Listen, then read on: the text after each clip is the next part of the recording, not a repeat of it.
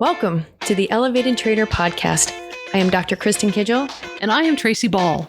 Join us every week as we journey into becoming better traders. We believe becoming better traders involves elevating our skill, our mindset, and our health. In each episode, we will discuss the current book we are exploring, and we invite you to join us on this journey. Are you ready to elevate your trading, mindset, and health to the next level? Let's do this. And welcome back to Man's Search for Meaning, Part 5. Welcome back, everyone. This will be the final episode for the Man's Search for Meaning book. I think we're going to wrap it up today. Yes, I am good with that because I'm super stoked for the next one. Yeah, well, we'll get into that right at the end of the episode, so stay tuned. Yeah, cliffhanger right there. Yeah, exactly. The last several episodes that we've done, that was the first part of the book.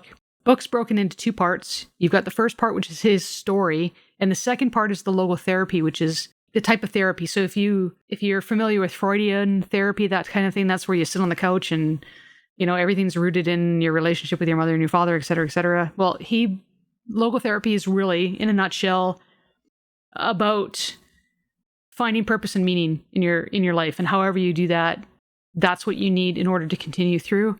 And to have meaning in good things, or when, like, a lot of people can find meaning in good things, but if you can find meaning in suffering, the suffering can be endured. There you go.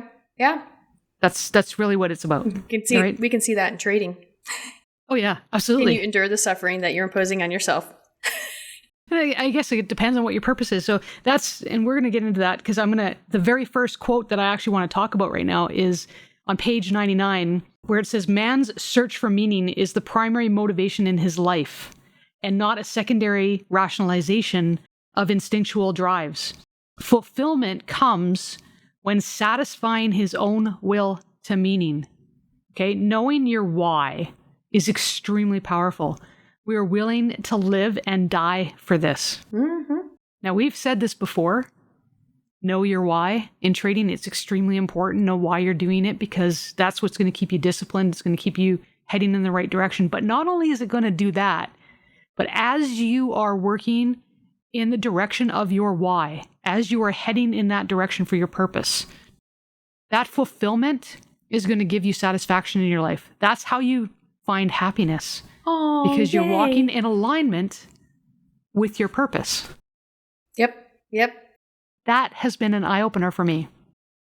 I think it was Jeremy Newsom that was talking about how when he met Svetlana, I'm going to butcher the story a little bit, but it's basically about, he had this great answer, and basically his answer was pursuit of happiness, and that was, like, I guess, a goal of sorts. And then in essence, I guess the whole thing is, like, to be happy now, not be happy when you reach it. Like, the pursuit, be happy in the pursuit.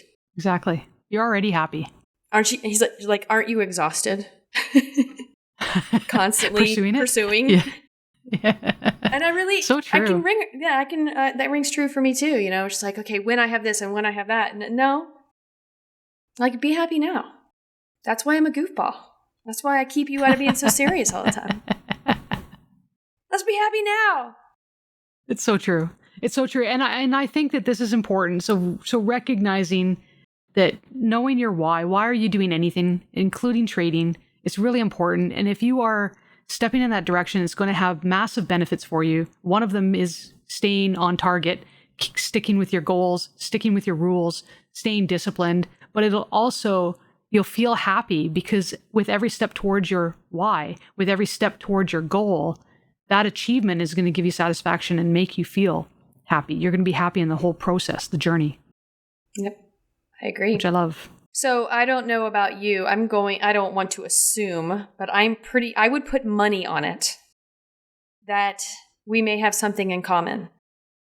I have my why handwritten on my desk where I can see it every day. Do you? Do I have my why? Mm-hmm. I do. Yeah. On my desktop. I would have won that bet then. If somebody would have dared bet me, but nobody would have bet me about you. They may have bet against me, but yeah. And that I only bring that up just to recommend that. Like, if you haven't written your why, and read it often, because I've done that. I've written it before and then like misplaced it or just didn't read it or put it somewhere where it just didn't get seen. And then it's not kind of sitting in the subconscious. It gets kind of pushed to the back, and then you lose your way a little. Something that I got from this passage as well and from this book, that your why isn't just one thing. It may not be one thing. You might have a global why, but you also have little other whys, right? You have little other goals. So bigger goals are broken down into little goals and littler goals and littler goals and littler goals. And all of those achievements towards those goals are all in alignment with your bigger goals. So it's okay to fine tune those and change them and alter them and adjust them. You don't need to sit down and come up with some grand, big why that feels overwhelming and daunting and unachievable. I mean, that's good to have, something to reach for, but you don't want it to be so out there that you're never going to start and you're never going to head in that direction. So keep that in mind as well, right? Yep. Be gracious and not so hard on yourself about changing your why and making them, what are the little small ones underneath? I got it. Little goals, celebrations. So on page 102, it says, a man's concern, even his despair over the worthwhileness of life, is an existential distress, but by no means a mental disease. This was one of the pivotal points of reading this book in my life when I read it 30 some years ago. This actual part here, because I had been going through quite a bit of crap. So this here, I thought that this was really important. I'm going to explain why this was pivotal for me 30 years ago. Going through stuff, and I'm talking about some emotional whatever and just dealing with it. And I don't need to get into details about it, but it was difficult. It was a challenge for me. And when I read these words, this was the first time that I ever felt like my feelings that I had were justified. And it was okay to have those feelings because of what was going on. It made sense. It's an external, it's a normal reaction to an external event that happened, et cetera, et cetera. And it's okay for me to feel that way. I'm not mentally ill. Yeah.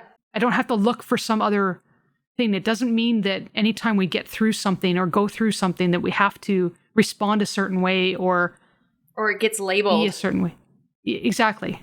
There have been many moments in this book that I reacted to really well 30 years ago that were transformative for me. This was one of them. Mm-hmm. This time reading through, I got a whole bunch of different stuff out of it. Mm-hmm. Now, the point that I wanted to make, and this is really what I think is valid and valuable when we're reading, period, is if you heard that saying, when the student is ready, the teacher will appear. Mm-hmm. I believe that when the reader is ready, the words will be understood. Ah, yeah. So this has happened. It happened in the first book that we read, Money Grows on Trees. It's happened with this book. All of these books I've read before, I got something out of them, and then I read them with a different intention in a different place in my life, and I get something different from them. And what I wanted to challenge people with is that even if you've read it before, pick it up, read it again. Doesn't matter. You'll get something different out of it at the time. And if you're experiencing any kind of difficulties in your trading or difficulties in your life or difficulties in whatever you're doing, doesn't matter what it is, ask yourself, what am I reading? What am I watching? Because that could be a direct reflection on how you're getting through it right now. That's my challenge. Which is very interesting, because I know this may be a little premature, but the next book, a lot of our listeners may have read before because it's very popular. And I know you and I have, well, I'm not going to speak for you. I haven't read this book, but I have read one of her other books.